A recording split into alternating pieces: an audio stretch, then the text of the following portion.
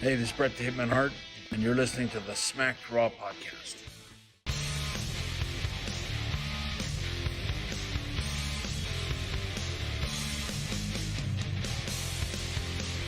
What? Okay, well, has this always been a thing? Where have I been?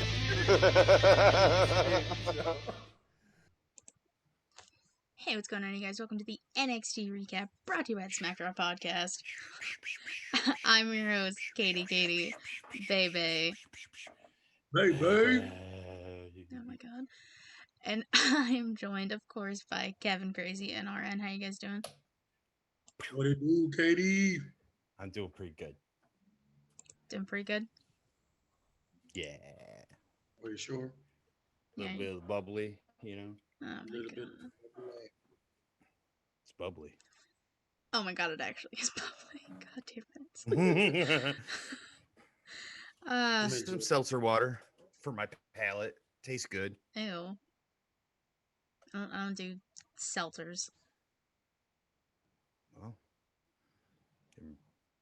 I don't blame you. It's an acquired taste. Tastes like ass is what it tastes like. All right, so before we talk I about like ass. oh my god, before we talk about NXT, typically you can find us live on twitch.tv/putting you over every Tuesday, Wednesday, Friday, and the occasional Saturday or Sunday, depending on pay-per-views. Like this week. Boom. Like this week. Look at that. Good job, Kev. Look at you go. Yeah. Okay. I've told you, I make dinosaur noises with my son. I'm just trying to practice. Anyways. If you miss a live stream, we have the video from the podcast up on our YouTube page, youtube.com/SmackDrawPodcast.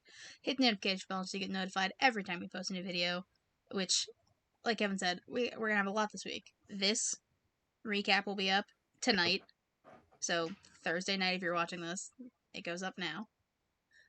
We have the War Games predictions, which will be up Friday morning. SmackDown recap will be up Saturday morning or Friday night, depending on when Kyle does it. Saturday. And then the War Games recap Sunday night or Monday morning, depending on when I post it. Sunday. So just stay tuned, subscribe to the channel. We have a bunch of stuff going this week.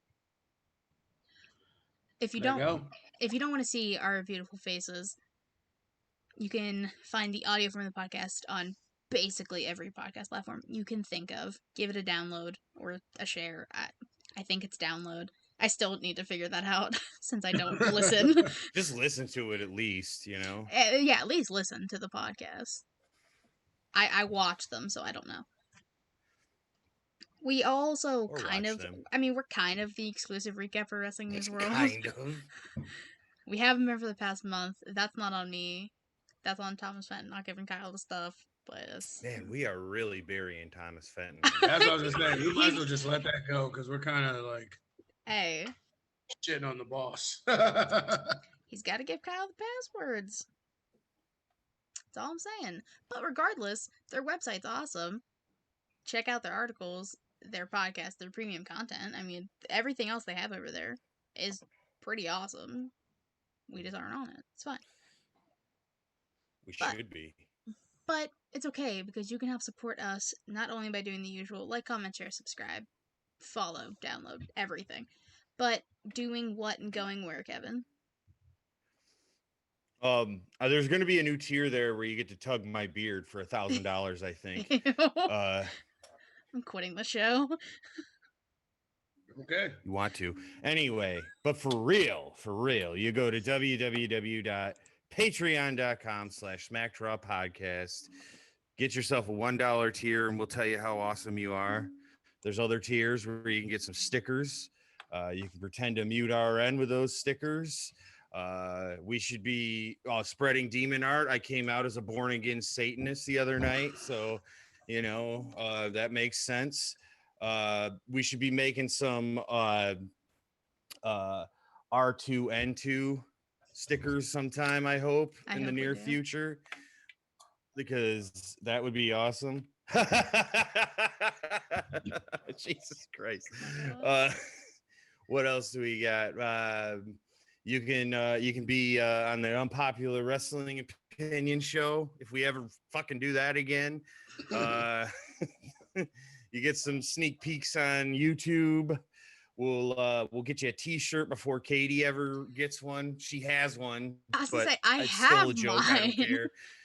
Yeah. And ask D-Rod about our incredible advertising. He'll tell you. Yeah, I think you said everything. Sounds all right. Is it a test? I don't know.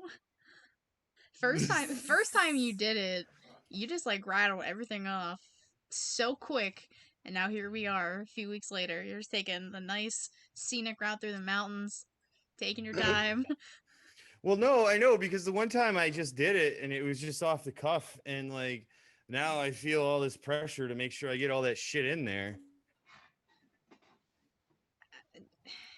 You're gonna be okay. It's not a lot of pressure. No, I know, but that's what I'm saying, is that like you can't tame this stallion, you know. You got to let him roam free. Oh my god, let's talk about NXT. Moving on. Let's talk about the show. Wild Stallions. Come on. Anyone, Ted? Stallionaires. Anyway. Damian Priest and North American Champion Leon Ruff were in a tag match against Legado de Fantasma. Earlier, they showed a video of Damian Priest kind of just whooping on Joaquin Wilde before the match. Because Damian Priest also took the place of, I can't remember who they said. I don't remember either. Somebody else was supposed to team with Leon Ruff, but Damian Priest said, no, I'll step in, mainly to make sure Leon Ruff isn't injured come their match on Sunday. Yeah. Of course, we get Johnny Gargano on commentary, which is awesome. Yeah, amazing. It's really good. There's literally nothing this fucking dude can't do. I know. No, he's good. Like legit. Like it doesn't matter where they put him. Like he fucking shines. He thrives. Super talented guy. A jack of all trades. A Johnny of all trades. Johnny of trades. Of all trades. Johnny trading. I hate that I laughed at that. I hate that I said it if it makes you feel any better. I'm glad we're all on the same page. I'm lying. I was just trying to make you feel better. So, Ruff, who's literally maybe 100 pounds soaking wet, if that, is like, no, I want to start. He's the smallest man in the match, by far. And that's saying something, because Raul's like 5'4", so. Mm-hmm. I was going to say, those guys aren't that big. Yeah, like, Mendoza's, like, aren't like, maybe 5'4". He's Damian Priest is decent sized. But Damian Priest looked like a monster over all of them. Oh yeah. He was Godzilla in this match or some shit. For real. Ruff does good. Like he's very fast. Like it's very like overwhelming how quick and like agile he is for being 5 foot, 98 pounds or whatever the fuck. Like his style works though, like all the rope work and fucking like escaping and shit. Like it makes sense, especially like dealing with what he's dealing with. So yeah, I mean, his shit was a little sloppy, but it was mostly just probably because he's never been on that stage before, and it's probably nerves. But I wouldn't give him shit about it. Like he's getting better and better. His facials, everything, like it's getting better and better the more he's out there. Yeah, the one. No, I totally. No, go ahead. Go ahead. Sorry. No, go ahead. All right. No, I totally agree. I think that nerves is probably because I it was a little sloppy. There were just a couple spots where it was like seemed like he slowed down a little bit, but it is whatever. He's looked better every goddamn time he's been out there. Right. He's a lot more. It's crisper every time. It's only a matter of time before he builds his confidence up enough to be on it, So right. I'm excited to see where Leon Ruff takes us. Yeah, I mean, especially because the one move he does in the corner where he's like jumping from rope to rope and then Yeah. like escapes under, like that's one of the coolest things I've ever seen. It's awesome. Yeah. Right. My thing is though, like, are we really getting a new star out of this, or was this just a one-time fluke thing that we kind of fell into? No, that's very true. It could be that. I mean, I guess only time will tell, you know. But it doesn't feel quite that way to me, because if it was like a little fluke thing, I think it would have been already over with by now, you know. No, I don't mean like the feud itself. I meant like moving forward with him, because I don't think he's winning Sunday for sure. But I mean, like after that, does he go back to getting fucking slaughtered on all 3 shows like he was over the summer? No, I don't think so, is what I'm saying. I Right. don't think so, but it could happen, you know. Like, I mean, I hope not. it very well could happen. We don't know, and we're not gonna know, especially Yeah. not until the outcome on Sunday. Yeah. But back to the match. At one point, Priest is like kind of just throwing Mendoza around on the outside, and he looks, and there's just someone dressed as Ghostface or Ghostface himself, Yeah. just in the crowd staring at him. He's just like, "What the fuck is this?" It's 2 of them, wasn't there? no, at the Yeah. end there was 2. Oh, okay. All right. Well, then I'll Jumping Say I shut was ahead. right, real quick. Just say I was right. I was right. I Say said I there was was right. gonna be 2 too. We talked about this last week. We need to go back and check the tape, because I don't believe you did. You don't watch the podcast anyway, so it Coaches- doesn't matter. Coach's challenge. That's what I said. I gotta have to go Coach's back and check the tape. I can't with either of you. challenge. They have a picture-in-picture. Escobar and Mendoza take control during that. They focus on Damian Priest's knee, because again, he is basically Godzilla in this match. And, you know, Damian Priest is doing his thing. He's laying it down. He's about to go for Reckoning, which is his finish. And Ruff tags himself in. Damian Priest kind of looks at him. He's just like, well, okay. Hits Reckoning anyways. Ruff hits the frog splash and they win. And as they both look at Johnny on commentary, they see 2 ghost faces standing behind him, like in the audience. Any guesses yet for who we That was think? cool. That was a nice touch. At this point, I don't think it's gonna be anybody. I think it's just randomly using people to fucking do dirty shit for them. Really? Yeah, maybe it's just supposed like Or kayfabe. They're like not supposed to be there, you know, but they show up like when they're doing evil shit. what if it's the Rascals? I just thought about Rascals. that, because it went from 1 to 2 all of a sudden, and it was 2, but it was one was what's her name, Yeah. Indy, and then one was a guy. But now there's back to being 2. So Yeah, no idea if it's a guy and a girl or 2 guys, 2 girls either at this Right. point, you know. I wouldn't mind. I mean, the Rascals kind of would fit in with Johnny's fucking style and his version of a heel right now. Like that, they would actually fucking fit right in if he was gonna start like a little stable, whatever. That would be kind of cool, actually. I mean, I have no issue if it ends up being them. I guess I'm not familiar with the Rascals. Well, they're fucking dope. You need to go look them up. They're fucking amazing. Kevin has too many All video right, fair games to enough. play. Yeah.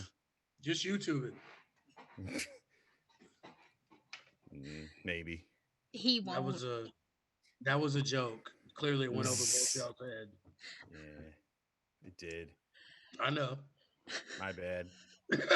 We just had the YouTube conversation last night. He can't watch anything on YouTube because he's got too many video games. Too many video games to play. He can't do anything. Valid excuse. It's not about. Anyways, after that we get the special look at Undisputed Era. Basically, it's a video package kind of showing them going to like a restaurant. But throughout that, we get footage of Adam Cole debuting in NXT with Bobby and Kyle, their past War Games matches, and while That show was fire. it was so good. Shit was fired. Them getting out the limo, just that if they had just did that shot alone, they didn't even need none of the rest of that bullshit. If they had just did the limo shot alone, that right there, just cut it right there. That's all you need to say about Undisputed Era. That's it. Well, yeah, but They're fucking made men. they are, but they do say like they've never had a fight like this, and they've never had their backs against the wall. So I mean, I'm so excited for War Games. The only thing that like I want to be and like because I mean everybody knows like I'm stands for UE, but like it's not really true. Like they've beaten the brakes off of fucking Danny Lorcan and them numerous times in the fucking 3 years of 3 or 4 years of them being together. Mm-hmm. They've destroyed fucking Pete Dunne 2 or 3 times. Mm-hmm. Adam Cole just beat fucking McAfee at the last pay-per-view. So like, how the fuck are they the underdogs? Like that's the part. Like I know that they're trying to push the narrative, and I get it, but like, what are they? How are they really the fucking underdogs? They're not. They got these dudes fucking number. Then they got the advantage going into the match. I would say that they're the underdogs because Pat McAfee and the Goons have systematically taken out UE in the past few weeks, which hasn't happened before. Like we've never seen, seen UE taken out each member like week after week. Yes, we have. We just did it with fucking Patrick before all that shit came out. He systematically took them out one by one, like 3 weeks in a row. Yeah, he did. Patrick Clark doesn't exist in my memory, but so no, I forgot that even happened. No, like I wasn't trying to give you shit, but I was just trying to say that's how I'm trying to prove. Like we've seen all of this before with UE, and we've also seen them beat the brakes off of these fucking people. Like there's nothing about them. There's nothing about this match that makes me think that they're underdogs in any way, shape, or fucking form. Like they can play it up and they can push the narrative all they want, but they're too dope. And they've run, like they said in the thing, they've ran fucking NXT for what, 4 years now? Like 4 years, yeah. They're not the underdogs in any way, shape, or form to me. Like they're gonna fucking destroy it. Like the only thing is, I think something fishy is gonna happen because they're so amped up and so fucking like hell bent on fucking them up. We're either gonna get a turn or we're either gonna get somebody else added to McAfee's. I don't know, lanes of the NXT, whatever the hell they are. Or the brand, isn't that what they're called? Yeah, we've had like 16 names. I don't know. Are they the kings of the brand of NXT? Like what the? I don't know what the fuck their name is. I don't think anybody knows. That shit's not working for me. It's a no for me, dog. Definitely a no for me, dog. Definitely a no.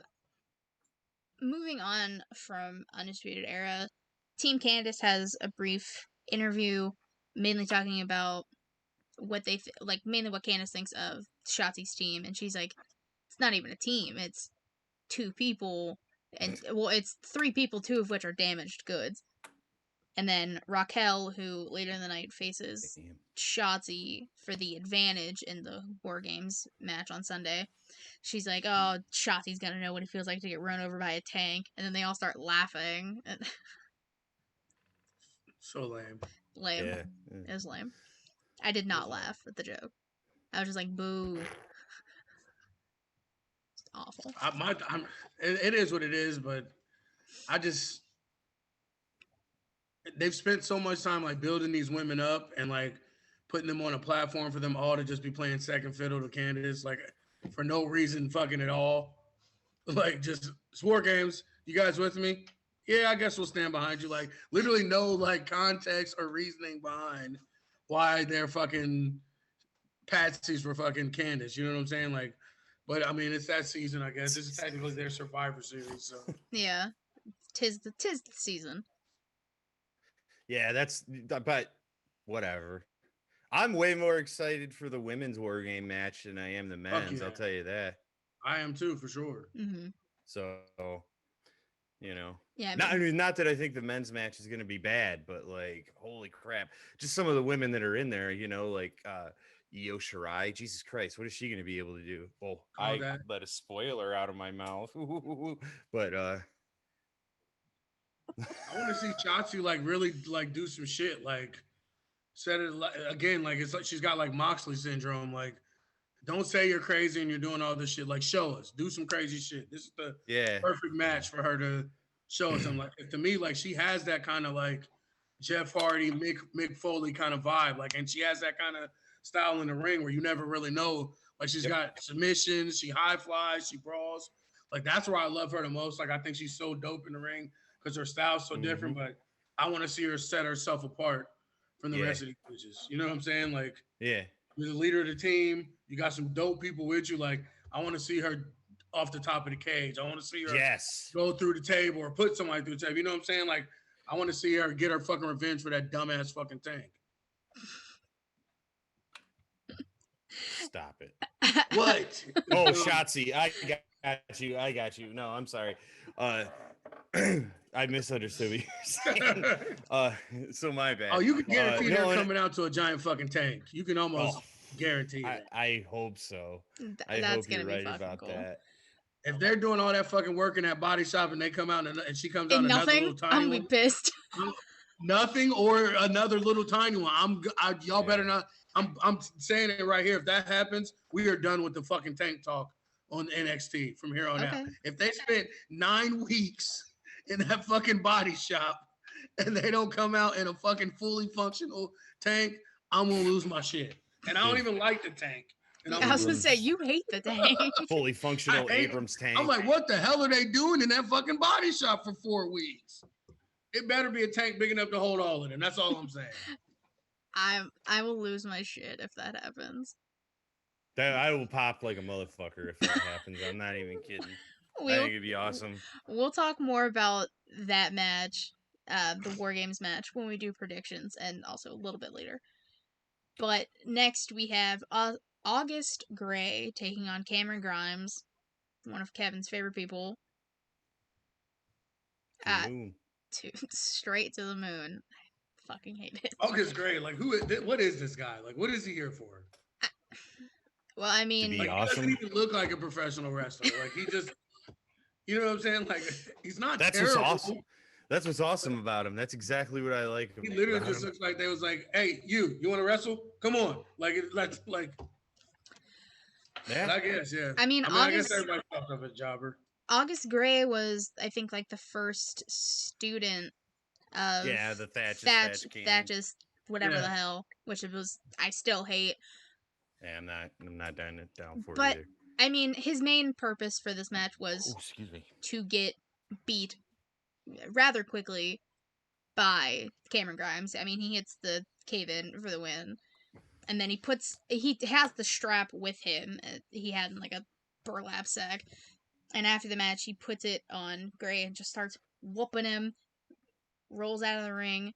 And he's trash talking Dexter Lumis because they have a strap match on Sunday at War Games.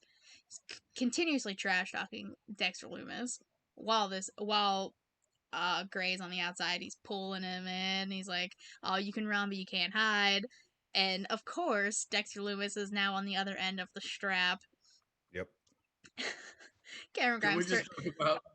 Can we just talk about the issues Lumis was having trying to hit him with the fucking strap? A little bit. It got so bad. The last move they just did the little smack out. Whoever the smack guy is on the side of the ring, like he didn't even hit him like at all. And the guy did the smack noise. I was like, oh my god, they botched. How the fuck do you botch a strap? Strap like that apparently. He could not get it together like enough to like get a real hit on him, bro. It was fucking ridiculous. I pop harder for that than for anything. I think it's because he was trying to do it quick, so he probably like didn't have a good grip on anything at all. But they knew they had to do it. He grabbed too much of it. Like just grab a little bit of it to do it. Like he tried to grab the whole goddamn strap. I was like, "What are you doing, bro?" You tell he must not have kids. He don't know how to hold a belt. Oh my god. But he hits going hard Cameron Grimes once. Grimes rolls out of the ring. He releases himself from the strap, and then we get the nice, terrifying, icy stare into the camera for the second week. Scariest thing in wrestling right now. It's terrifying. It's gonna give me nightmares one of these times. I swear to God. Chills. I already have nightmares because of it. Dexter Chills Loomis. It's like, Scary but sensual at the same time. Like the Scary. oh but my god, we're done. sensual at the Stop same it. Stop it now. Right. Stop. It's like how Feel ya. it's like how Sting stares at Darby. Like No, it's not. it frightens you, but makes you feel sexy at the same time. Oh my god. So, anyways, Jake Frightens Atlas you, but takes makes on you Tony feel Nese. sexy. What they say on Wedding Crashers, make you feel sexy but also safe. I Oh hate my you God. both. Jake Atlas taking on Tony Nese, and they made it apparent to say that Tony Nese is a former cruiserweight champion. They said it at least 3 times on commentary. And about 2 more afterwards. Yes, about And 2 more probably afterwards. at least 4 or 5 before the fucking match even started. They said it a Right. lot, basically emphasizing that Atlas wants Escobar, who is the current cruiserweight champion. We did see like as compared to last week where Atlas basically got squashed. Literally. This match was, I mean, it was pretty friggin' awesome. Like the two of them together, It was decent. like I think That's all think Nese they were is. good. Yeah, that's all Nese is for now. He's just a jobber to the future stars. That's literally the only reason why he's there. He hasn't wrestled in months. No, he hasn't in a long time. Yeah. And just think every time he's wrestled it's for a new up and comer. Swerve was one. Jake Atlas was one. I would think it was one more. I think it was Cameron Grimes too. Probably. Jobber You to might the be stars. right about that, yeah. But during this match, very like towards the very beginning, we get like the picture-in-picture kind of thing. But it's Pat McAfee and the goons arriving in a yellow Hummer, which woohoo. We'll get to that. Douchebag and shit. Who the hell still drives Hummers? Pat McAfee Go because fuck he's a him. piece of shit, but that's besides the point. Heel as fuck. We'll talk about it. I mean, match wasn't like super long, aggressive side of Atlas because he's rightfully annoyed, probably from last week when he got squashed. And he hits his beautiful cartwheel DDT for the win, which is still one of Yeah, my Jesus new Christ. favorite moves ever. Oh yeah, it's by far. It's probably one of the top 2 or 3 finishers in wrestling right now. Like legit. Devastating. It's awesome. I like that move a lot. It's too. so And the unique. thing I like, yeah, and it's not that hard to hit, but at the same time, it's fucking difficult. Yeah. Like, because Mhm. people hit shit off the top rope all the time, like with consistency, like it's no other, like it's not shit. But he makes it look so damn easy, like it's ridiculous. Yep. It's so good. So he wins, and then he has a post-match interview, basically saying how there's a pattern in was his fire. life. He 3 steps back, and to take the one big step forward. And like this is just the beginning. He's gonna work his way back up till he can go after Escobar again and win the cruiserweight championship. I'm into it. I'm about it. It was simple. It was simple, but it really worked. Mhm. You know. He And sounds confident, like Yes. he got, like you said, like it wasn't like over the top, like you said. It was simple, it was straight to the point. It wasn't no added fucking bullshit to it. It was just somebody that's comfortable in their own skin laying out a fucking promo. Surprised how much of that work, how easy that is, huh? Crazy. Yep. Who would have thought? Crazy.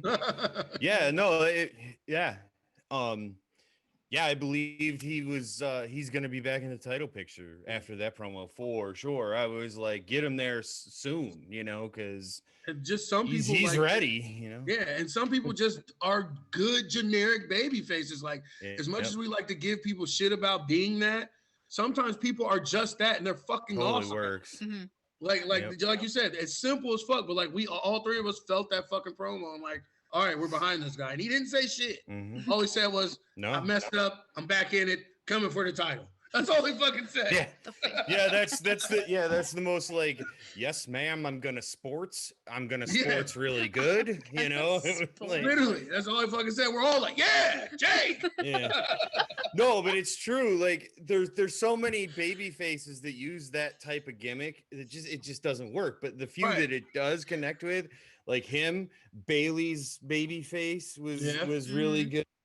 Cody Rhodes, I think, works on that level. Yeah. But there's not very many. No, of them, there's you know what not. I And mean? like, That's what I'm saying. Sometimes we just don't give people enough credit for actually being a good, down home, bare bones, salt of the earth wrestling white meat babyface. Like sometimes we need to give people fucking credit for that. Like, because it is that's probably the hardest thing to do really nowadays in wrestling, because everybody's tweeners and everybody wants to be cool. Like, it's hard to be that.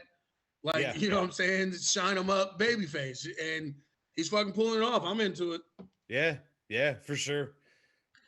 I say come next takeover, whenever that is, we're gonna get Escobar and Atlas for the title, and I'm predicting now Atlas is gonna win. Do they have one at Royal Rumble? Am I wrong? Or do they normally have one at Royal? Or is it they wait till Mania? No, they did. They usually do, because I remember it was. Well, they usually do the Big Four, I thought, right? Yeah, because they did last year. I do remember it wasn't last year. I think it was like 2 years ago. It was NXT Philadelphia, because Adam Cole faced Aleister Black and then debuted in the Rumble the next night. Right. So that's all I remember, because also that match was fucking amazing. That's neither here nor there. I can't remember if they did one. I can't remember if they did one last year or not. I can't think of it for sure.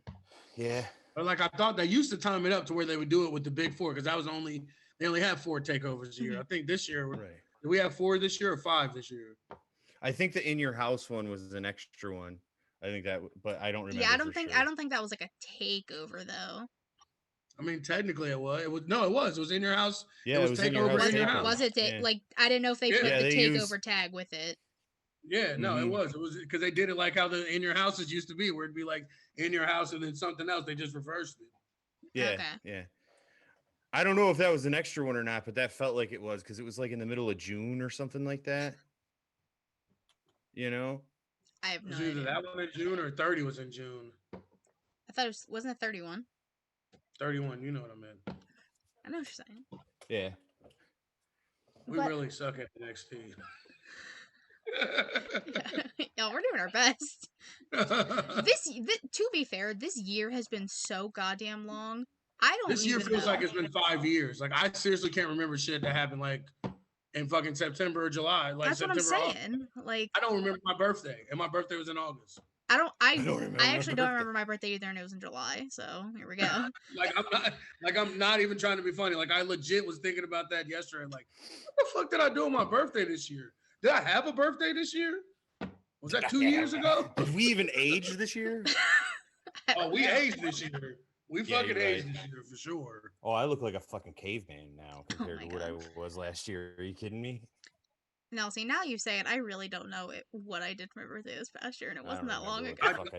I swear I wasn't trying to be funny when I said I legitimately can't remember my birthday. Now I'm having a mental crisis because I don't remember. I'm having an existential crisis. It's fine. We're just gonna ignore it. No, but for real, I hear what you mean. From like about March, definitely into like summer, time stood not still. Real. Not real. March is when everything stopped. Yeah. You know what else needs to be stopped? For the brand. Pat McAfee, Oni Lorcan, Danny Burch, and Pete Dunne. Is that the name we're going with now? It's like that. That was what was on their shirts. That is on. He had that on his shirts when he fought Cole. Oh, did he? It's on the Titantron. It's what commentary said. All right. Well, they've had like. I'm going with it because it's a dumb fucking name, though. I don't like it at all. Or the brand is better than the Kings of NXT or something. Oh yeah, but it's still fucking piss poor. It's awful, regardless. It's like a creative player fucking like stable on 2K. You know, they give you the generic names that they only say like the generic names. Yeah. You figure it out as for the brand. Yeah, and it's all the words sound like they came from like different sentences and shit. Exactly. Right. It's exactly what it is. So Pat McAfee, who's obviously the mouthpiece of this group, is saying how he briefly brings up the passing of Pat Patterson, and he's like, well, I respected Pat as a person, what he did and everything. He's like, but on the opposite end of respect, I don't respect the fans watching at home, the loser fans watching in the CWC or Undisputed Era, which, first of all, calm down. He's getting aggressive. Talks about how they had a lame night out in the video package earlier, talking about That shit Undisputed was Era. fire. He gripped the fuck out of him. He just went off like unprovoked. No, we get it. You guys. He said he created this team for money, basically. Like he gave the Mercedes, I think, to Ridge Holland, who isn't even there because he broke his legs. I know, right? Which is still awful, by the way. That's crazy. Oh. And then he's like, well... Sorry, his cat down here tickled my leg, and it scared the fuck out of me. Kevin, stop. We get it. You have a cat. You've showed said cat a few times. No, he fucking... like... So, McAfee's just basically saying, Hey, Katie. I am not looking at you. I saw. Stop. Hey, Katie. Basically saying, well, we run this place, and I cannot stand you. He hypes up Pete Dunne, saying he was the longest reigning NXT UK champ, which I think Walter's passed up now, but I could be wrong. It's close. He's close. If he hasn't, he's close. Yeah, it's gotta be close. I know I'm not sure either. Pete's was in like the 600-day mark, and I know Walter for sure has hit 600 days. Yeah, it's close. It's real close. Yeah. He also brings up how the masked man from last week, who was probably incredibly handsome under that mask, but it wasn't Pat McAfee though, because he botched the jump. And McAfee's like, "Oh, I'd never do that." Like, get the. I'm gonna be honest with you. I love Pat McAfee. Like, I love everything. He's the only part of this that I fucking like. Like, cause just his shit talking and everything. Like, the group doesn't make a fucking lick of sense. Orny Lorcan and Danny Burch have been literally everyone's ass mat for 3 years now. Can't win shit. Mm-hmm. Pete Dunne is so like weird and out of place with them. Like, doesn't like he's just sitting there scolding and he shit. Just like, looks yeah, he's so miserable. And he's like, they play him off like he's like the heater, like he's like fucking 7 foot tall, and he's literally the smallest one out of all of them. Mm-hmm. Like, it just doesn't like. He has Pat the worst McAfee's fake mic work tan ever. Yeah, his mic work cannot save this fucking feud. No. And his mic work is fucking phenomenal, and it still can't save this fucking feud. Like, he's good. He sounds confident and shit. But, like, he's running, you know how we were just saying Jake Atlas works really well as, like, a white bread, baby face? Mm-hmm. Yeah. Well, this is, like, white bread heel work, and it just is like, dude, you're laying it on way too thick. Like, to me, it comes across as just so fucking cheesy. Mm-hmm. You But know? that's his thing, though. Even when he was, like, doing the pre-shows for NXT, like, that's his calling card. It worked. It worked for a minute, but no, I popped for that. I thought that was funny with the punter shit, like, on his name and stuff when they came out. But, like, it's just like, okay, man, like, we get it. And I'm not even saying he doesn't say some funny shit sometimes, but it's like, but it's that's the same thing to me is like. But that's my thing, though. There's no one else to talk. Like, so you're kind of stuck with him doing his shtick, because Pete Dunne has never been like over the top on the fucking mic. He's like says 2 words and keeps it moving. And Lorcan and Danny Burch, like, they're fucking jobbers. So like, you're like stuck with him doing the MVP thing every week. You know what I'm saying? Like, well, it ain't working for me. No, that's what I'm saying. Like, it would work if maybe you were like the UE, like, even though it's Adam Cole doing most of the work, you could still give each member of the team something to say to break up the monotony of just Adam Cole speaking for the fucking group. You can't do that with these guys. No. I agree with you there. I'm just saying, like, to me, this heel work right now, it's cheesy to me. Is listening to the baby face going out there being like, yeah, I respect him. We're gonna have a respectable match. It's gonna be all about respect.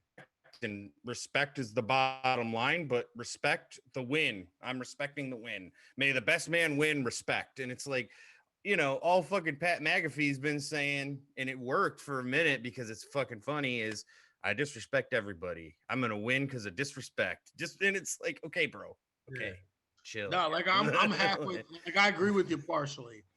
Like I agree that it's not hidden, but I think it's just because this group doesn't make any fucking sense and didn't fit from the onset. Like it probably would have been better if it was Ridge Holland if he didn't blow out his knees didn't explode. Right. It probably would have been a little bit better, made more sense because they would have had that actual heater. You know what I'm saying? But yeah, I don't like it never made sense to me from the jump. So But no, and I want to like Pat McAfee too. I want to like him because sorry, but it's just not working. And yeah, the group is fucking stupid. Ridge Holland would have been way better. Sorry, you got hurt. Right. To end their promo, McAfee's like, well, last week we broke their spirits, and Pete Dunne, who barely speaks, as RN said, Sunday we end Undisputed Era. And then Pat McAfee's like, oh my god, he speaks. Like, homie, this is your guy, and why are you acting all surprised? Like, he can talk. He just chooses not to. Yeah. Man, how do you guys feel about this Xia Li Boa water torture kind of video package? Fucking they're waterboarding weird. themselves. Like, how do you waterboard yourself?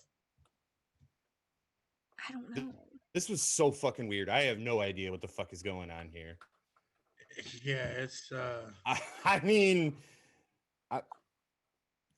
I don't even know what to say about it, to be honest with you, because like, what the fuck? That's all I can really say about it is what the fuck. Yeah, I mean, yeah, I mean, they end up like bowing and showing their respect to the her who we don't know still, but then it ends with them taking like simultaneous kendo stick shots to the back, and that video package ends. Yeah. Like, dude, I don't know. Yeah. It hurts my brain. Yeah. Like, I mean, last week we were even talking about we I have not a sliver of a clue of who this her could be. Yeah. It's not even like I can't say that I don't like it, but I definitely don't like it. Does that because I don't know what the fuck is going on? Yeah, we don't know what the fuck it is. That's why you don't like it. It's not that it. I mean, like I said, this is just more the main roster shit trickling down, like dumb shit that we don't know. Like, I'm glad these two have something going on because both of them are dope in the fucking ring. Like, Bo only had like a couple of matches, but like he's fucking legit. Like, and besides him getting ass kicked by fucking Giant Gonzalez, but he's actually dope, and so is Xia Li. So like, if this turns into them actually getting some in-ring time and more besides this weird shit, like I'm for it. But like you said, like I don't know if I like it or not because I don't know what the fuck's going on. Yeah. Yeah, I can't even like find words to like describe. It's hard. It's hard to describe. It's hard to even speculate what the point is too, man. It's just okay. Yeah, that happened. I guess we'll go for it. Yeah. So, following that, we got what we were supposed to get: Everrise taking on Grizzly Young Veterans, but before the match can even start, Everrise is in the ring, and Imperium comes out of nowhere and just lays him out, throws him over the barricade, basically saying, this is our division, and saying that they're back in NXT and not NXT UK, and we get the impromptu matchup of Imperium and Grizzled Young Veterans, which, to say this wasn't fast-paced and hard-hitting, like, you'd be lying. Like, it was...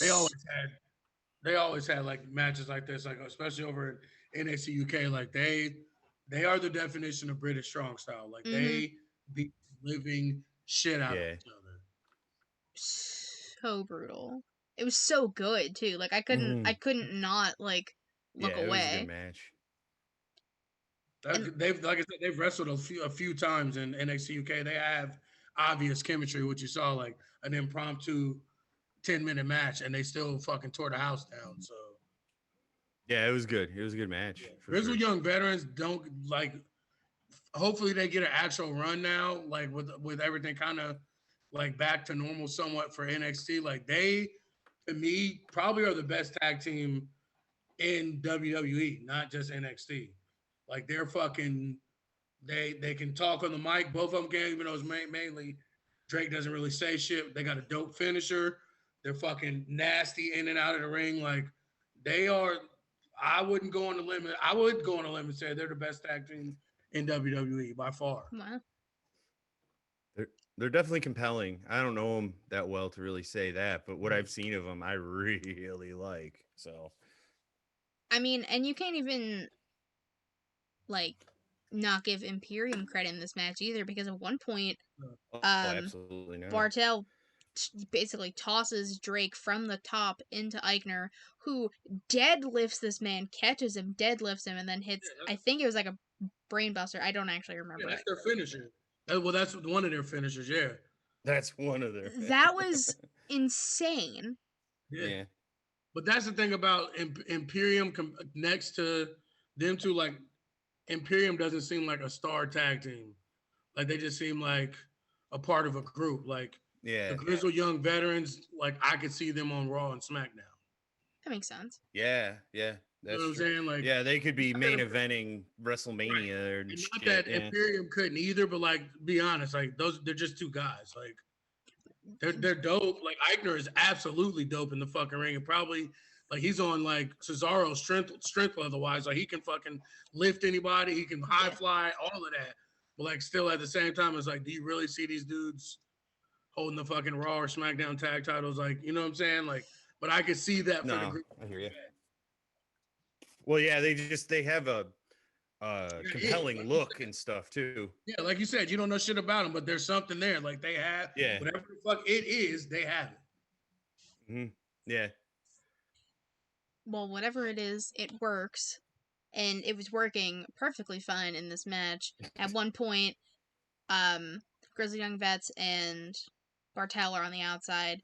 Eichner hits like a splash onto them from like onto the outside, and then Everrise comes out of nowhere again and starts beating everyone down, causing a DQ. And then they run away because they're like, yeah, we probably fucked up. Because Took off in their fucking Ford Everrise. The fucking Ford Focus speeding off. Yeah. That was funny. Like sound like a fucking go-kart and shit, trying to be badass. It was. So you're telling me you speed race in a Prius? Yeah, I don't win many matches. It gets great gas mileage, dude. Come on. Can't. I mean, they got sick and tired of getting beat up every week.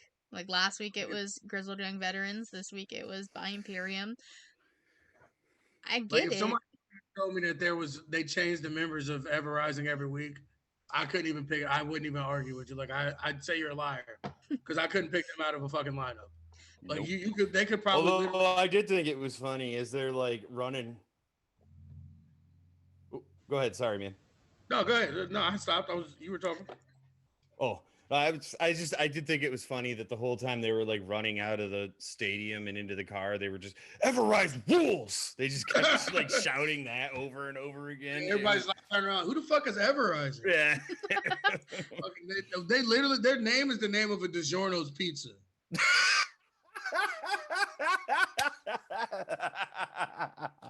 Yeah, you're right. I didn't know that. It's not delivery, it's Everrise. DiGiorno Ever Rising crust.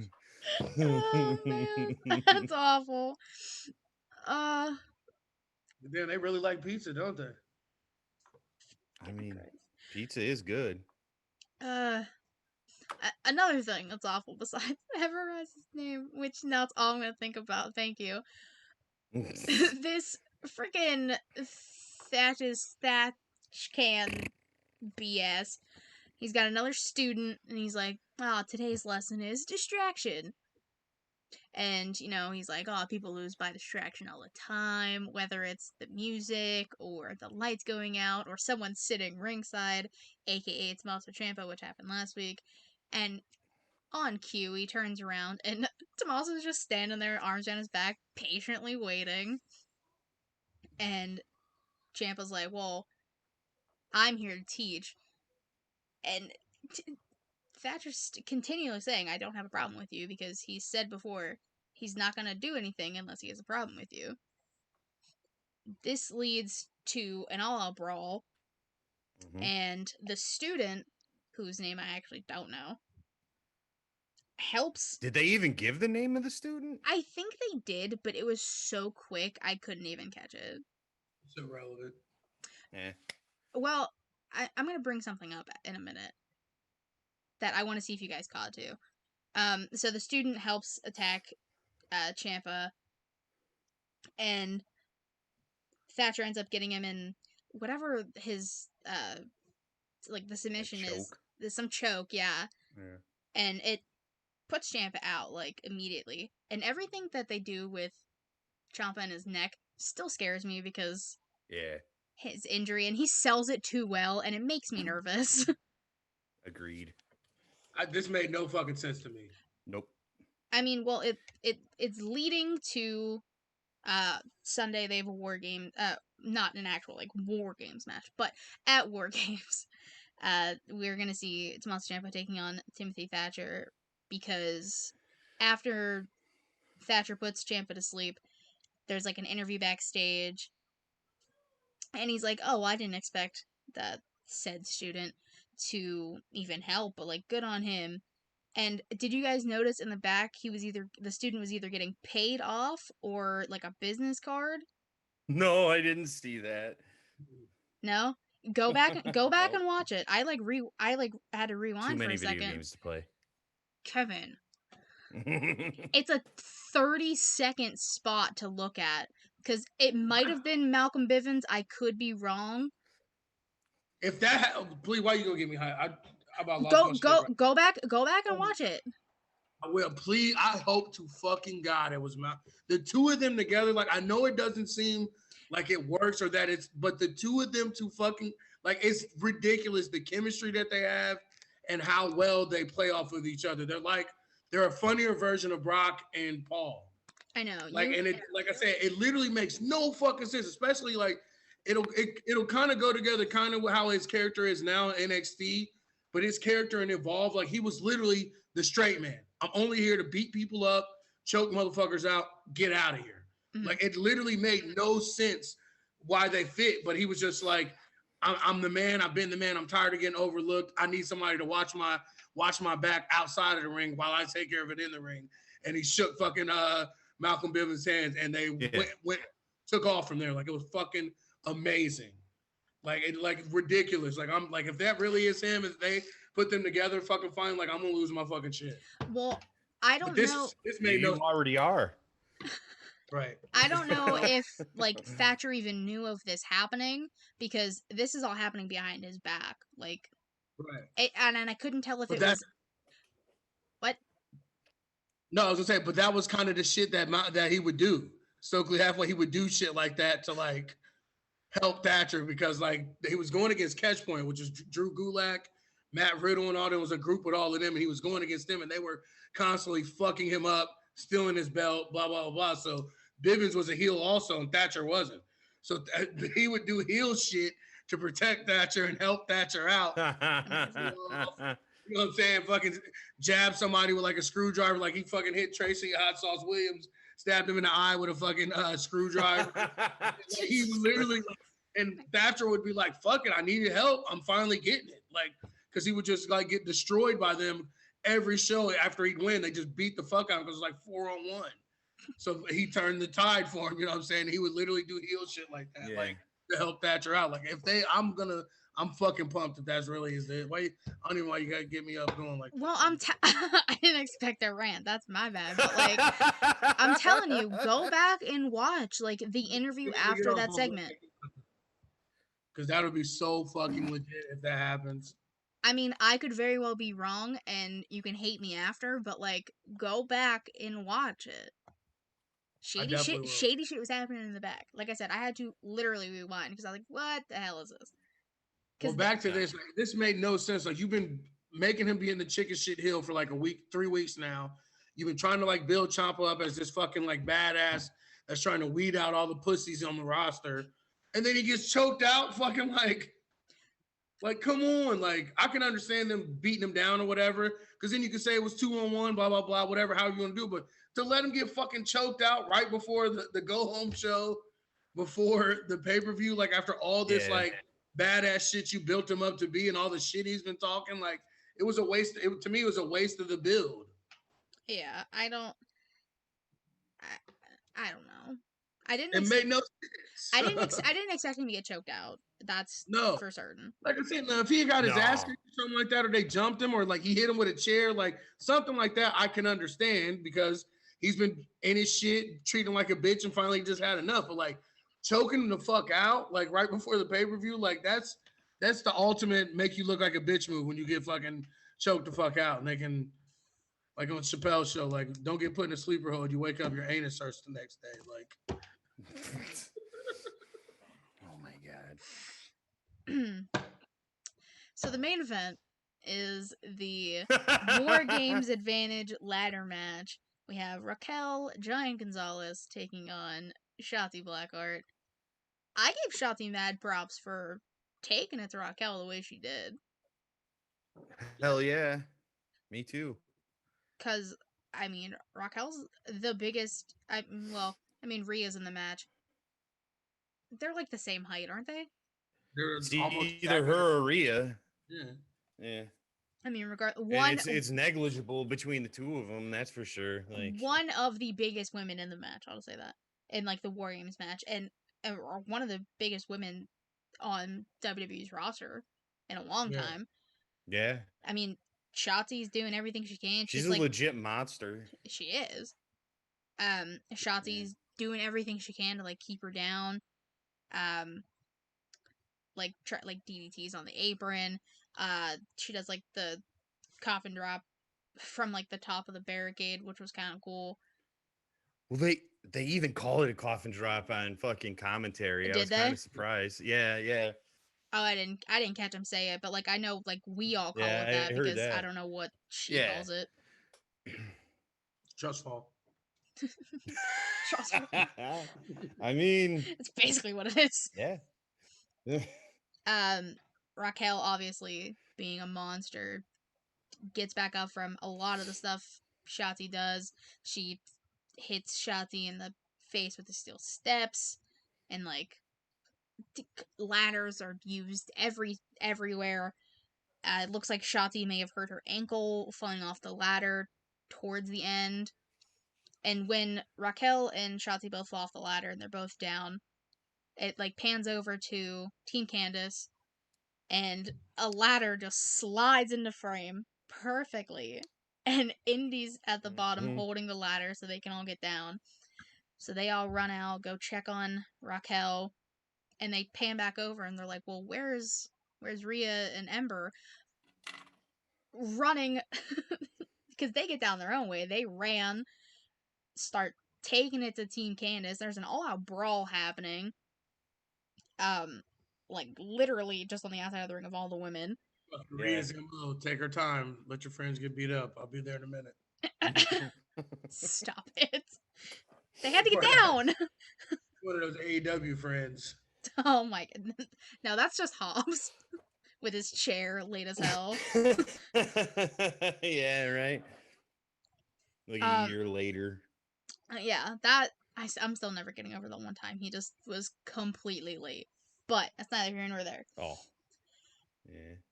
Yeah. So, like, Raquel's in the ring by herself. She's like, I got this. Starts climbing.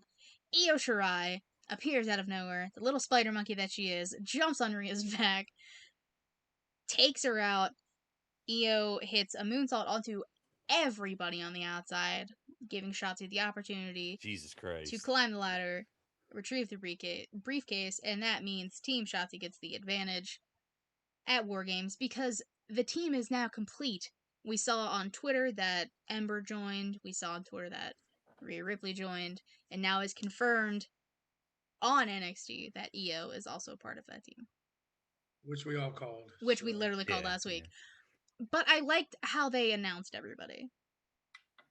Yeah, no, like we said to start the show off, like we have no complaints about the build, the players in it, like the women, and that's just NXT's calling card now. They book the women, their storylines, they just book them better than they do everybody else at this point. That's just, there's no other fucking way to say it. Like, it's the best women's division. Oh, it's the strength of their like it just is.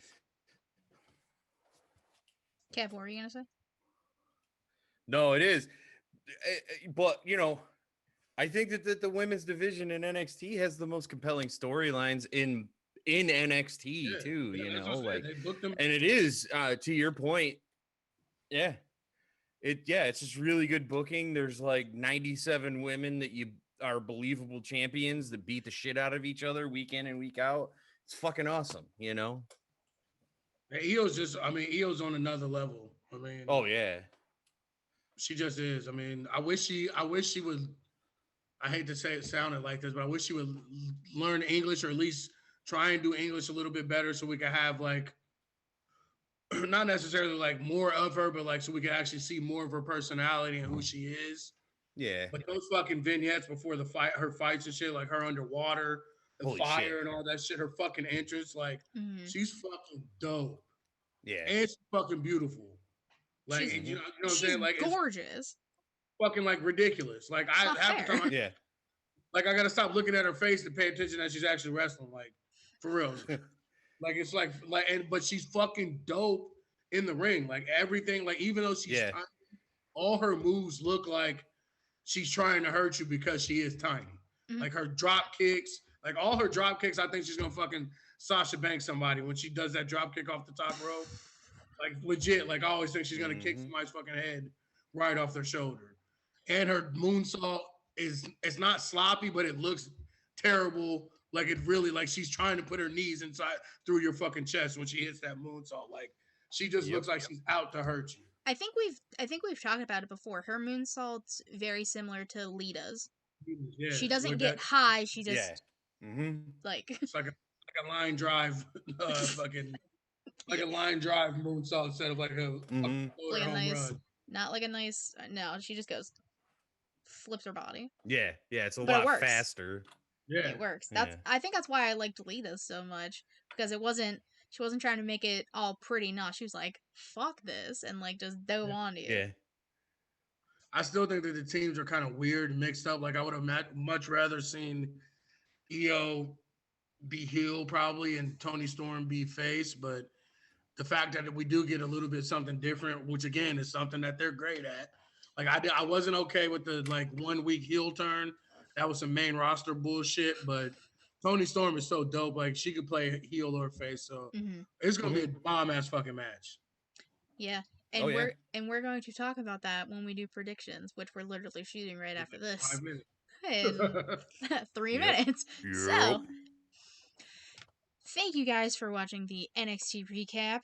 Again, make sure to check out our YouTube where you'll be watching this. Hopefully, if you're watching, if you're not listening, again, youtube.com/SmackDrop Podcast. You can follow us on Twitter for updates every time we post a video, because I have to tweet it myself and then Kyle has to retweet it from the show's Twitter. But Jesus. at SmackDrop it's fine. Whatever. It's true. Doesn't matter.